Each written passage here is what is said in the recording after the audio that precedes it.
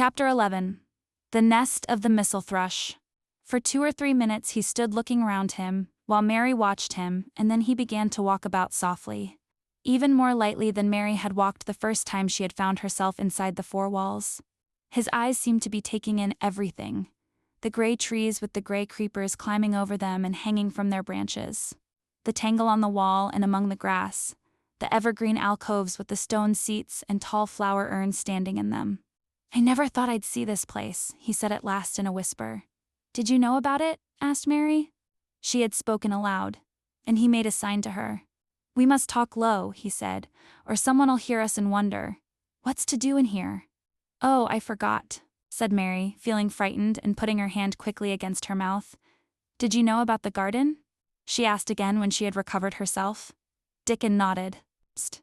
Martha told me there was one as no one ever went inside," he answered. "Us used to wonder what it was like."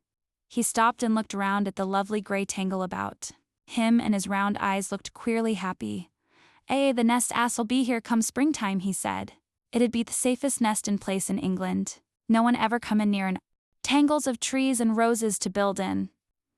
I wonder all the birds on the moor don't build here." Mistress Mary put her hand on his arm again without knowing it. "Will there be roses?" she whispered. "Can you tell?" I thought. Perhaps they were all dead. No, not them, not all of them," he answered. "Look here." He stepped over to the nearest tree, an old one with gray lichen all over its bark, but upholding a curtain of tangled sprays and branches. He took a thick knife out of his pocket and opened one of its blades. "There's lots of dead wood as ought to be cut out," he said. "And there's a lot of old wood, but it made some new last year. This here's a new bit," and he touched a shoot which looked brownish-green instead of hard, dry gray.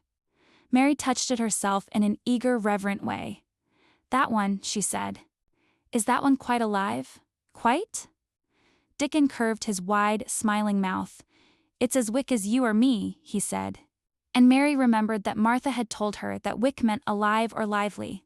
"I'm glad it's wick," she cried out in her whisper. "I want them all to be wick. Let us go round the garden and count how many wick ones there are." She quite panted with eagerness, and Dickon was as eager as she was. They went from tree to tree and from bush to bush. Dickon carried his knife in his hand and showed her things which she thought wonderful. "They're run wild," he said, "but the strongest ones has fair thrived on it. The delicatest ones has died out, but the others has growed and spread till they's a wonder. See here," and he pulled down a thick, gray, dry-looking branch. "A body might think this was dead wood, but I don't believe it is. Down to the root. I'll cut it low down and see." He knelt and with his knife cut the lifeless-looking branch. Through, not far above the earth. "There," he said exultantly. "It told thee so. There's green in that wood yet. Look at it." Mary was down on her knees before he spoke, gazing with all her might. "When it looks a bit greenish and juicy like that, it's wick," he explained. "When the haich inside is dry and breaks easy, like this here piece I've cut off, it's done for. There's a big root here as all this live wood sprung out of, and if the old wood's cut off and it's dug round, and took care of there'll be." He stopped and lifted his face to look up at the climbing and hanging sprays about him. "There'll be a fountain o' roses here this summer." They went from bush to bush and from tree to tree. He was very strong and clever with his knife, and knew how to cut the dry and dead wood away, and could tell when an unpromising bough or twig had still green life in it. In the course of half an hour, Mary thought she could tell too, and when he cut through a lifeless-looking branch, she would cry out joyfully under her breath, when she caught sight of the least shade of moist green. The spade, and hoe, and fork were very useful. He showed her how to use the fork while he dug about the roots with the spade, and stirred the earth, and let the air in. They were working industriously round one of the biggest standard roses, when he caught sight of something which made him utter an exclamation of surprise. "Why," he cried, pointing to the grass a few feet away. "Who did that?" It was one of Mary's own little clearings round the pale green points. "I did it," said Mary. "Why, I thought Thea didn't know nothin' about gardening," he exclaimed. "I don't," she answered, "but they were so little and the grass was so thick and strong, and they looked as if they had no room to breathe, so I made a place for them. I don't even know what they are." Dickon went and knelt down by them, smiling his wide smile. "That was right," he said. "A gardener couldn't have told thee better. They'll grow now like Jack's beanstalk. They're crocuses and snowdrops, and these here is narcissuses, turning to another patch, and here's daffodils. They will be a sight." He ran from one clearing to another. "Thou hast done a lot o' work for such a little wench," he said, looking her over. "I'm growing fatter," said Mary, "and I'm growing stronger. I used always to be tired. When I dig, I'm not tired at all. I like to smell the earth when it's turned up. It's rare good for thee," he said, nodding his head wisely. "There's not as nice as the smell of good clean earth, except the smell of fresh growin' things when the rain falls on 'em. I get out on the moor many a day when it's rain, and then I lie under a bush and listen to the soft swish o' drops on the heather, and I just sniff and sniff. My nose end fair quivers like a rabbit's, mother says." "Do you never catch cold?" inquired Mary, gazing at him wonderingly. She had never seen such a funny boy, or such a nice one. "Not me," he said, grinning. "I never catched cold since I was born. I wasn't brought up nesh enough. I've chased about the moor in all weathers, same as the rabbits does. Mother says I've sniffed too much fresh air for 12 years to ever get to sniffing with cold. I'm as tough as a white thorn knobstick." He was working all the time he was talking, and Mary was following him and helping him with her fork or the trowel. "There's a lot of work to do here," he said once, looking about, quite exultantly. "Will you come again and help me to do it?" Mary begged. "I'm sure I can help, too. I can dig and pull up weeds and do whatever you tell me." "Oh, do come, Dickon." "I'll come every day if thou wants me, rain or shine," he answered stoutly. "It's the best fun I ever had in my life. Shut in here and wakening up a garden." "If you will come," said Mary, "if you will help me to make it alive, Etu." "I don't know what I'll do," she ended helplessly. "What could you do for a boy like that?" "I'll tell thee what thou'll do," said Dickon with his happy grin.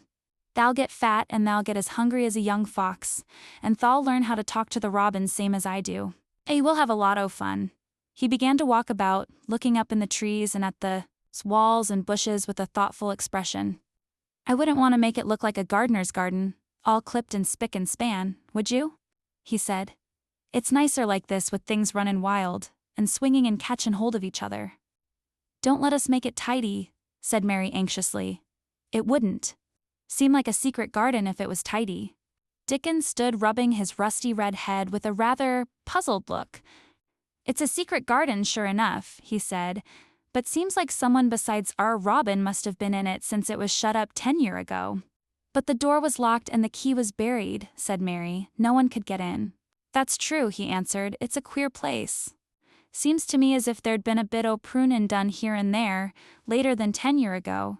"But how could it have been done?" said Mary. He was examining a branch of a standard rose and he shook his head. "Aye, how could it?" he murmured.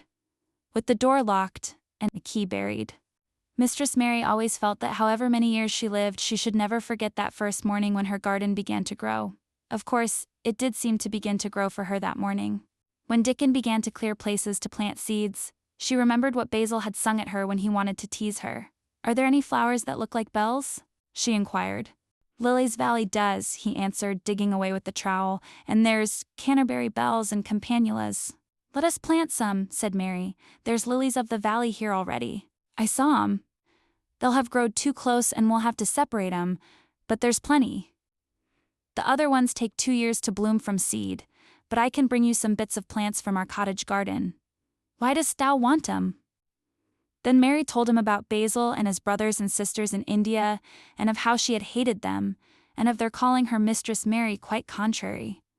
"They used to dance around and sing at me. They sang, 'Mistress Mary, quite contrary. How does your garden grow? With silver bells and cockle shells and marigolds all in a row.' I just remembered it, and it made me wonder if there were really flowers like silver bells." She frowned a little and gave her trowel a rather spiteful dig into the earth. "I wasn't as contrary as they were." But Dickon laughed. He said, and as he crumpled the rich black soil she saw he was sniffing up the scent of it, There doesn't seem to be no need for no one to be contrary when there's flowers and such like, and such lots of friendly wild things runnin' about makin' homes for themselves, or buildin' nests and singing and whistling, does there? Mary, kneeling by him holding the seeds, looked at him and stopped frowning.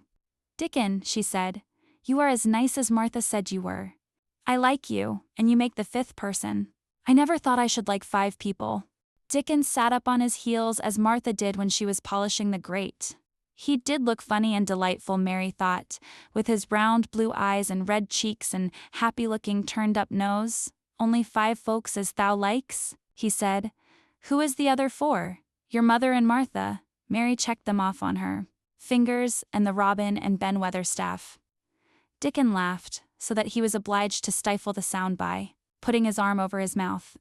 I know thou thinks I'm a queer lad, he said, but I think thou art the queerest little lass I ever saw. Then Mary did a strange thing. She leaned forward and asked him a question she had never dreamed of asking anyone before. And she tried to ask it in Yorkshire because that was his language. And in India, a native was always pikest if you knew his speech. Does thou like me? She said. He answered heartily. That I does. I likes thee wonderful. And so does the robin, I do believe.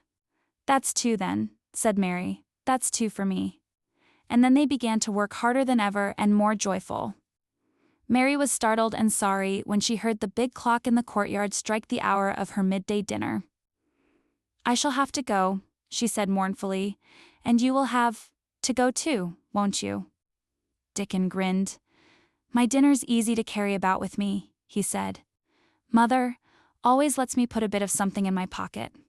He picked up his coat from the grass and brought out of a pocket a lumpy little bundle tied up in a quite clean, coarse blue and white handkerchief. It held 2 thick pieces of bread with a slice of something laid between them. It's oftenest nowt but bread, he said, but I've got a fine slice of fat bacon with it today. Mary thought it looked a queer dinner, but he seemed ready to enjoy it. Run on and get thy victuals, he said. I'll be done with mine first. 3, get some more work done before I start back home. He sat down with his back against a tree. I'll call the robin up, he said, and give him the rind oath bacon to peck at. They likes a bit of fat wonderful. Mary could scarcely bear to leave him. Suddenly, it seemed as if he might be a sort of wood fairy who might be gone when she came into the garden again. He seemed too good to be true. She went slowly halfway to the door in the wall, and then she stopped and went back. Whatever happens, you never would tell, she said. His poppy-colored cheeks were distended with his first big bite of bread and bacon, but he managed to smile encouragingly. If thou was a missel thrush and showed me where thy nest was, dost thou think I'd tell anyone? Not me, he said. Thou art as safe as a missel thrush. And she was quite sure she was.